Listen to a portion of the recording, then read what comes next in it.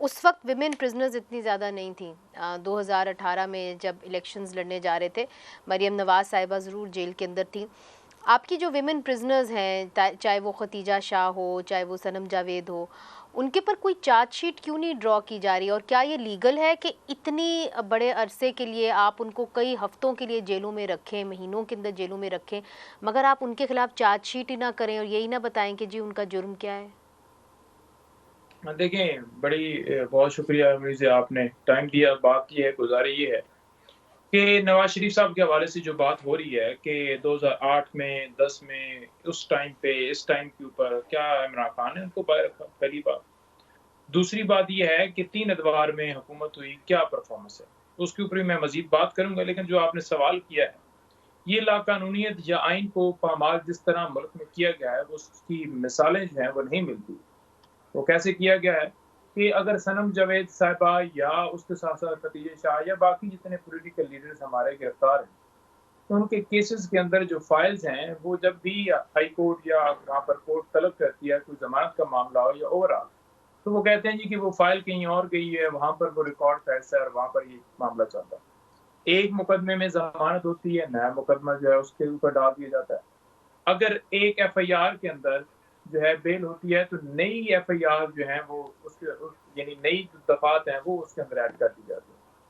तो ये सिलसिला चल रहा हुँ, है। दूसरी तरफ अगर देखा जाए, हुँ। तो अगर इस्तकबाल की बात की जा रही है, मगर तो देखिए इस्तकबाल ये तो अदालतों तक मामला थे ना पंजोता साहब। अब बात ये है कि जिस तरह मोहम्मद अली दुरानी साहब कह रहे हैं कि जी बाकी सियासी जमातें भी अब इसके ऊपर आमादा हो जाएं, कंसेंसस करें कि जी अगर राह हमवार करनी है फ्री एंड फेयर इलेक्शंस के लिए, तो फिर जो है आप लोगों को इकट्ठे मिलके और ये मुतालबा करना होगा कि थोड़ी सी छूट पीटीआई को देनी चाहिए। तो आपको लगता है कि अगर ये सियासी मुतालबा किया जाए, तमाम सियासी जमातें इस पर आमादा हो जाएं, तो कोर्ट्स भी थोड़ी नरम होंगी, इसका बराह रास्त असर अदालतों के फैसलों पर होगा? देखें, बात ये है कि इस वक़्त जो पोज़ीशन देखी है हमने रिसेंटली, 100 से ज़्यादा दरख़्वास्तें हमने जल्सों के हवाले से दी हैं।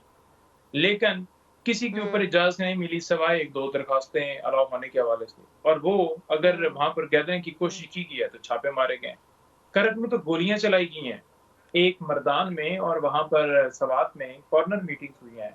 वहाँ पर लोगों को उठा लिया गया है। हम ये कहते हैं कि कैंडिडेट्स हुँ। को कैंपेन की हर तरह की इजाज़त हो। इमरान खान साहब को बेगुनाह रखा गया है। कसूर क्या है? एब्सोल्यूटली नॉट का, और वो उस जगह पे खड़ा है।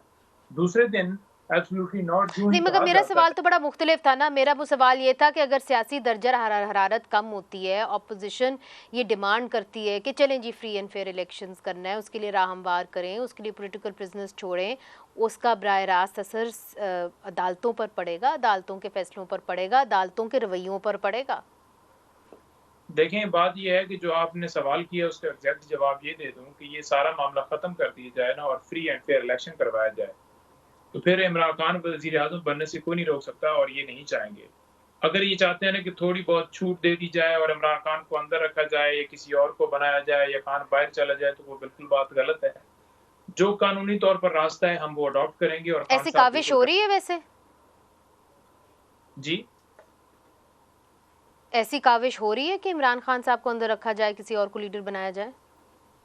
देखें, काविश आपको नज़र नहीं आ रही कि जो सज़ा याफ्ता मुजरिम होते हैं, उनको एयरपोर्ट से प्रोटोकॉल शुरू होता है, वहाँ से लंदन से, और वो सफ़ीर हर जगह पर प्रोटोकॉल देते जाते हैं।